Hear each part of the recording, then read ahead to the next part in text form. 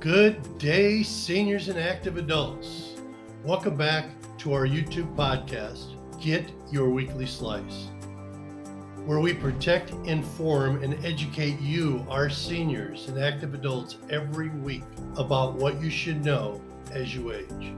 It is about keeping you, our seniors, in the know. Today I'm going to be talking about senior living options. This is part 2 of 3 parts. And today it's going to be about senior living. When you're going to make that transition from your home, condo, townhome, to a senior living community, I'm going to drill down on a lot of different options that you have to make that move. And I want you first to understand, as a certified senior housing professional, I get what seniors and active adults wants and desires are needed in today's real estate market. I know what you're looking for. I can help you through that process. And I understand all the different options when it comes to senior living. So one thing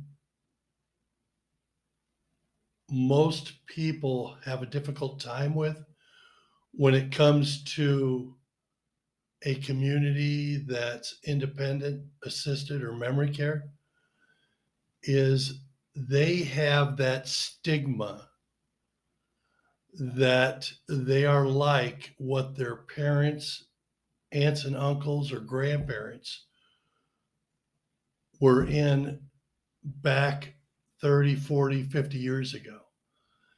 And today's independent, assisted, memory care communities are nothing like that. And I do know that stigma that I'm talking about is that when you walked into, back then they called them facilities, when you walked into those, you were smacked in the face with urine smell. That's not the case anymore. All of them are updated, upgraded. They hang their hat on the food, the quality of food, the care, et cetera, that they put together. And I'm going to go into a little bit more detail explaining the difference between all of these type of communities. But again, I don't want you to be jaded by what you felt or experienced back 30 plus years ago. These communities, I want you to have an open mind when you visit, have a meal. But again, I want you to think that these communities are much, much better than what they used to be like back in the day. So the first one I'm going to talk about is assisted and memory care. There are communities that are just focused on assisted memory care communities.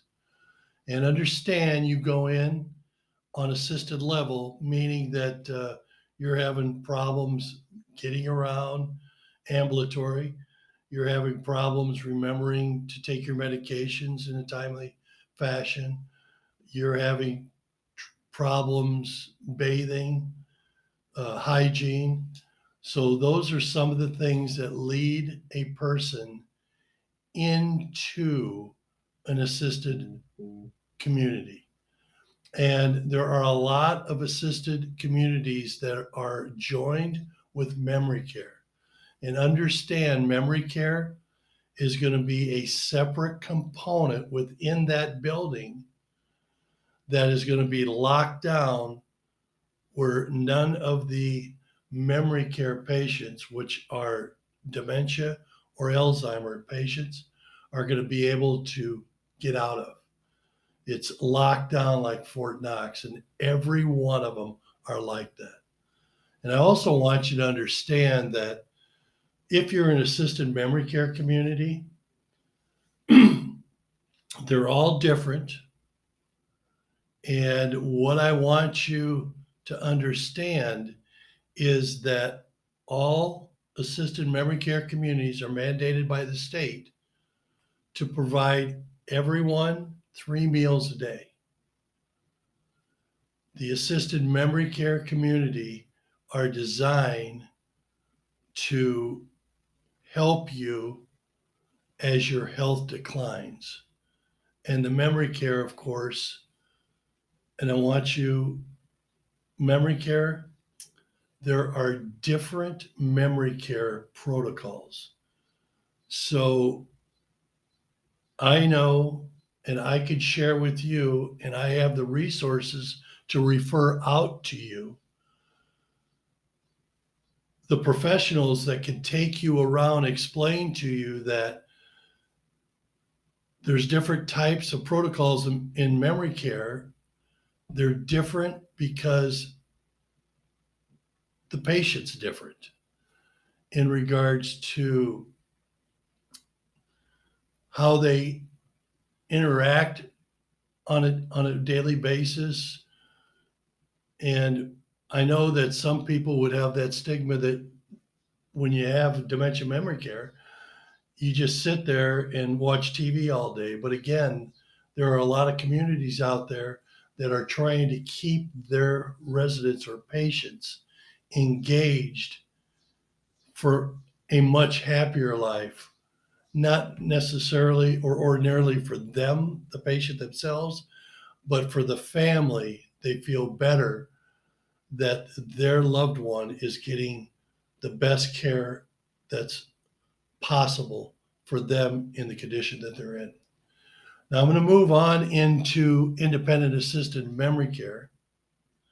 Let me back up a minute. Assisted memory care is going to be small rooms, assisted, depending on the locations, are going to have rooms that are going to be small, maybe 300 square feet, up to 5 to maybe 750 square feet.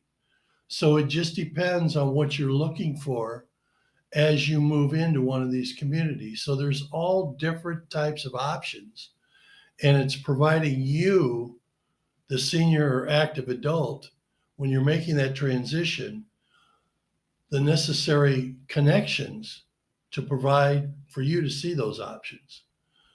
Now I'm going to move on into independent assisted memory care. Now keep in mind, and I don't want to confuse you, currently assisted memory care, they will be a little lax on someone moving in there that's independent level with a car. But again, they're going to be given 3 meals a day because that particular community is mandated by the state because they're licensed for assisted memory care. Now, independent assisted memory care are going to be 3 separate opponents. Independent and assisted will kind of dine together in some cases, not in all cases. Memory care is always going to be a separate wing that's locked down at all times. But independent assisted, independent, you're going to be able to drive, go about your business, come here and go there. In most cases, they'll have pool, they'll have activities, they'll all have activities. All of these senior living communities will have activities.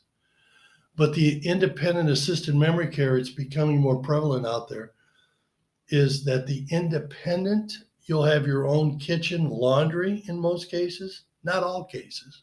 They're all different. But again, it's what you want to choose given the options that are provided for you. Independent, you can have 1 meal a day. If you're in assisted, you get mandated 3 meals a day, as does memory care. So keep in mind, it's a new component out there, independent assisted memory care. And again, independent has the kitchens. Assisted memory care have no kitchens, no stoves, small refrigerator, and that's it in their rooms.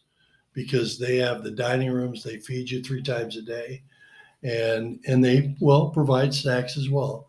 But again, they'll have activities, as all senior living communities will. The next one is the CCRC, and this one's a little bit more trickier, a little bit more expensive. So a CCRC is that you can only go in on an independent level. Now, keep in mind, it doesn't make any difference which one you go into.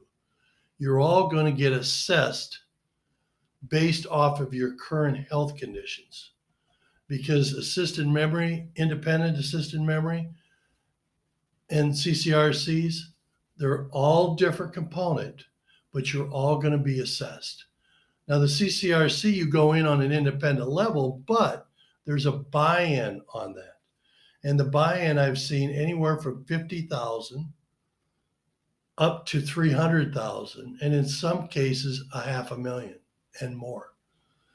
And what it does is it guarantees and it makes sure that you're financially responsible and that you won't run out of money given your age. And they go off numbers, but a lot of them are Christian based, so they have extra additional funds that they have set aside in case they anticipate you're going to live, say, for 10, 15 years and you live for 20 years. And from the 15th to the 20th year, you run out of money, then they have the means or that extra reserve that they can continue to keep you in there and pull out of that. There was an agreement that was made, but again, they felt at the time you moved in, you were financially able to fulfill your obligation based off your age and what their projections were. Now, understand that if you still got to have a monthly charge, even though you put that down payment down.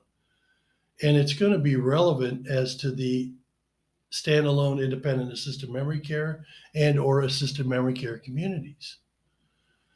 So on the CCRC, you go in as an independent, and if your health declines, you get moved to assisted. And if it declines further, you go into critical care. Now, keep in mind, not all CCRCs have dementia memory care communities.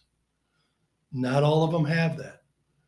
But the concept for CCRC was independent, assisted, critical care, keeping you as your health declined and you moved from one wing to another wing.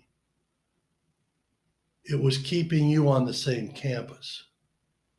Now in Central Florida, just in the Orlando area, there's about 5 of these type of communities.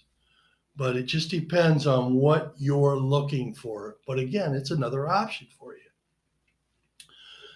And then there's another option that's a single family home atmosphere where they will only allow 5, no more than 6 residents. And some will have a shared room. Some will have an individual room. These are going to be located in regular communities throughout Orange, Seminole, Osceola, Lake County. And what they are is that they have someone there 24 hours a day that feeds you, that is secure, and that's more like a nursing staff. Some of them are just for assisted and independent. And again, there are some out there that just focus on memory care patients that are dementia, Alzheimer's, but they are all locked down, security tight. But that's another option out there for you when it comes to senior living. And it's not for everybody. All of these are different components.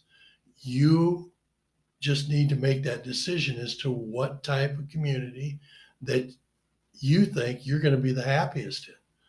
And we can guide and direct and refer you to the right person to help you find those. We can streamline that process, that time process.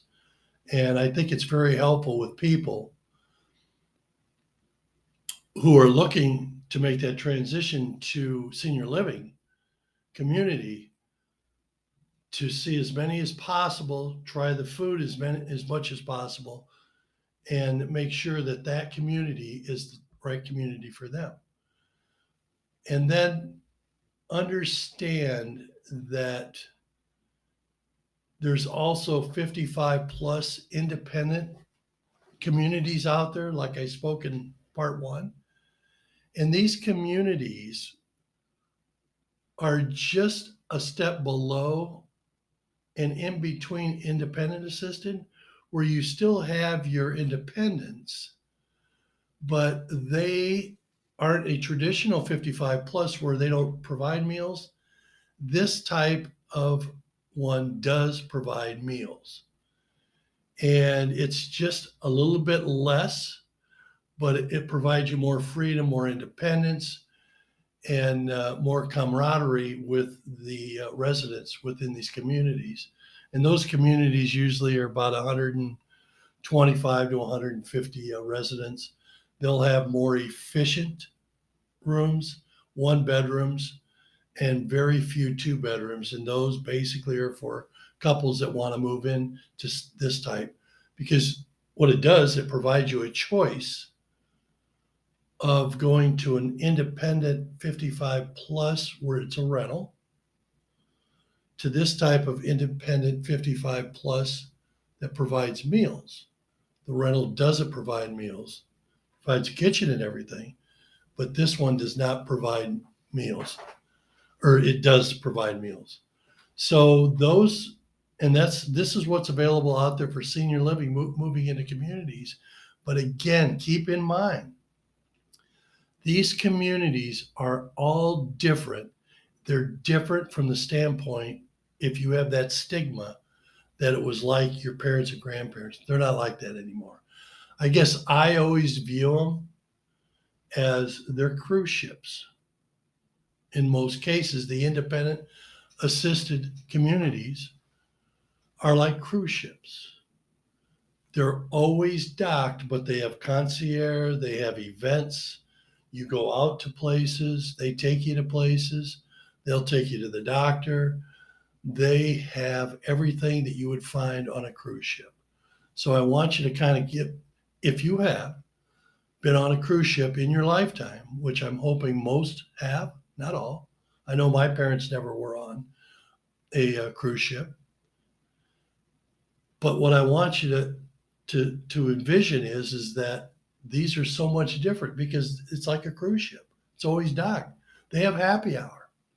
They have all types of events. They have a swimming pool for people who are capable on the independent level to get into the swimming pool, not assisted, not memory care. When it comes to pools, you won't find those in those type of communities, but you will find them in an independent community that has all. So the one thing I want you to understand when it comes to senior living communities is when you walk into a community, I want you to take notice of how you're greeted. And if that employee greets you with a smile, offers help, and is very, very excited or shows enthusiasm for you as a guest entering their community. Not all communities are like that. And you're going to discover, and again, I want you to be cognizant of this. When you walk in to these communities that you visit with a referral I provide or on your own, if you have all the time in the world to do it, that's fine. But I have the resources that can cut that time and that process down for you. Drill down what you're looking for and go out and look at a half a dozen communities if that's what's needed. And I do know that people want to sometimes stay in their own area, or else they want to be in an area where their children are, or they want to move out of state. But we can connect your family or you as an individual senior or active adult in any areas of the country. So our services go coast to coast as a certified senior housing professional.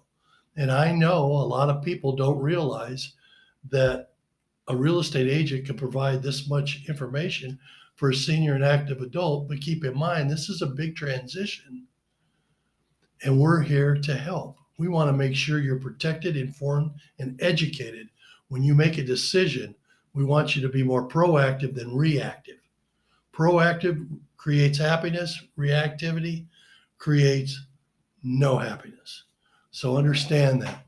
But I want you to understand when you walk into any of these communities, have that mindset or that wherewithal of how you were greeted, because that's the type of culture you're going to find in that community. And if that's what you're looking for, that's the community that's for you.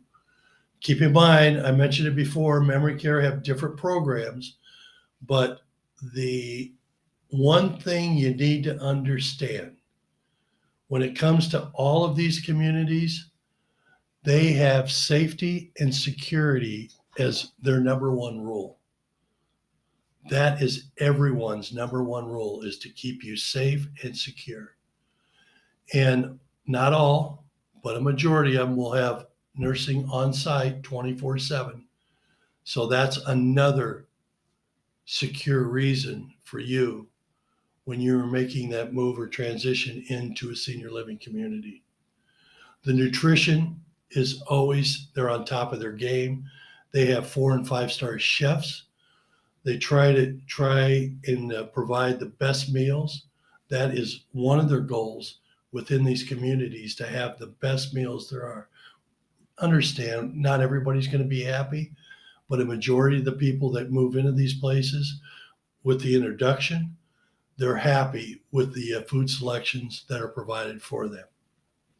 They have diet programs, exercise programs, weight programs, because sometimes, and it depends on the community, they want to provide you with a lot of sweets, pies, cake, ice cream, and that. It's not for everybody. And if people get used to having that all the time, then they start seeing weight gain. And then it's difficult, as we all have discovered, once we turn 50 and went above, it's difficult to lose that poundage. But keep in mind, there are some communities, especially the 55 plus, that serve assisted meals. 55 plus independent assisted that serve meals. There's one community that I know of by hand that all they focus on is social interaction. Now keep in mind, all of these different communities provide social interaction. They want that for all of everybody, because what it does is it keeps you engaged, and you're going to meet a lot of friends. And understand that people who have moved in here, some of their excuses are they don't know anybody. They're not gonna have fun. But when they're sitting at home by themselves, it's not fun. But when they are around other people, they could get games and things like that. But they make friends. Everybody's there to make friends, unbeknownst to the individual moving in, who thinks their excuse is, I won't know anybody. But 9 times out of 10, you always run into somebody. And one of the best things I know about senior living communities, and I try to stress this with a lot of my clients who are making that transition or that move, is that everybody there has stories. And all they want to do is have someone listen to their stories. And also they want somebody to share their stories with them. And ultimately what it does is it builds a bond, and everybody gets to know a lot of people or build a lot of relationships within these communities. So if you're in the market and you have any other questions regarding senior living communities, don't hesitate to reach out, and look forward to my next podcast, part 3 of senior living options. In closing, I hope you enjoyed today's Get Your Weekly Slice. If you'd like to discuss further today's topic, you can reach me via email at mike@your, Y-O-U-R, Florida, spelled out, Haven, Haven.com, or call me at 407-340-5291 to set up an appointment.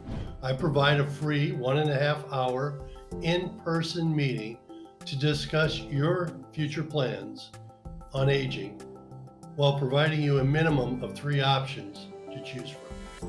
Don't forget to follow us and like us on Facebook and Instagram. While on my website at yourfloridahaven.com, sign up for my monthly newsletter, RSV to any of my in-person events, which are held at the Orange County Library, Smarter Senior Seminar Series events, and to view any and all of my videos and podcasts. We hope these podcasts are helpful, and if they are, please share with your friends, family, and neighbors by letting them know what we offer as certified senior housing professionals, designated real estate agents, to our seniors and active adults as they age. We're a connector. It is about keeping seniors in the know. Till next time, when you come back to get your weekly slice.